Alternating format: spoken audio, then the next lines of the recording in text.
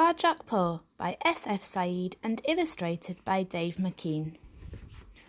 Chapter 35. The gentleman was gone. A great cheer went up. The cats from the cage came charging downstairs. Varjak Paw slumped to the floor. He should have felt like cheering too, but he didn't. All he wanted was a quiet place to rest. Some chance. "Varjak Paw, you did it," said Julius.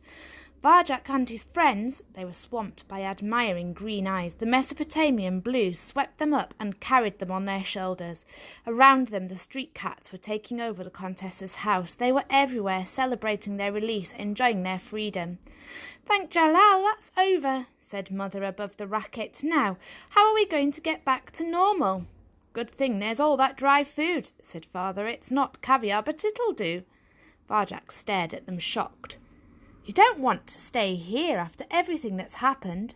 "We can't go outside," said Father. "This is our home," said Jasmine, "the Contessa's house." "But there's no Contessa any more," said Varjak. "No more gentlemen. It's just us. We're on our own in the world." He heard a snuffling noise. It was Jay, Jethro and Jerome. "Don't be scared," he said. "We'll start again. We'll find a new home somewhere, just like Jalal when he left Mesopotamia.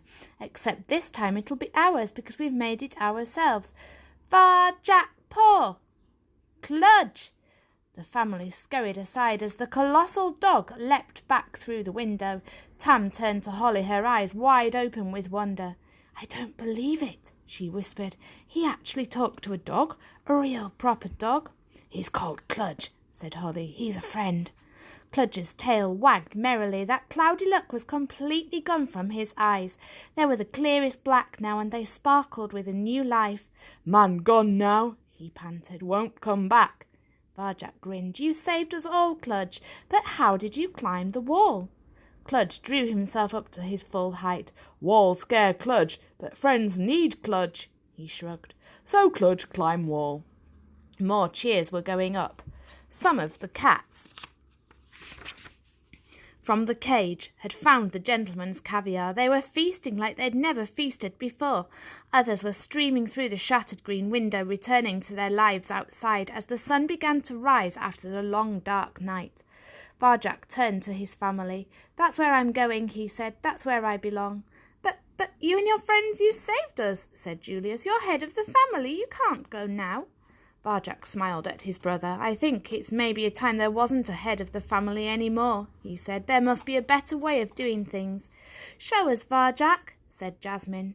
"I'll show you how to hunt, to fight, to live outside if you come with me." He looked around the family circle. One by one they all looked down, but he didn't feel alone. He felt free. "Varjak, thank you for saving us," said Father. "You were right about the gentleman, and we were wrong about your friends. We were wrong about a lot of things, but we can't come outside with you, not yet anyway." "If you ever need us," said Mother, "we'll be here." "I understand," said Varjak. And at that moment, for the first time in his life, he really did. They said their farewells, and then Varjak turned to Holly and Tam. "So, do you want to be in a gang then?" he said. Tam nodded and grinned. "There's only one gang I want to be in," said Holly, "and that's ours." "Cludge too," barked the big dog. Cludge carried them out. As they went, the friends talked and laughed together about the things they had done and the things they could do. Many of the cats they'd freed from the cage followed them like they were leaders of a gang. So much lay ahead of them. Anything was possible now. It was a beautiful morning. The earth was decked out in dewdrops. The open air was fresh and clean, and up in the clear blue sky the sun was rising with the promise of a new day dawning on the wide world, shining bright and amber, like the eyes of Varjak Paw.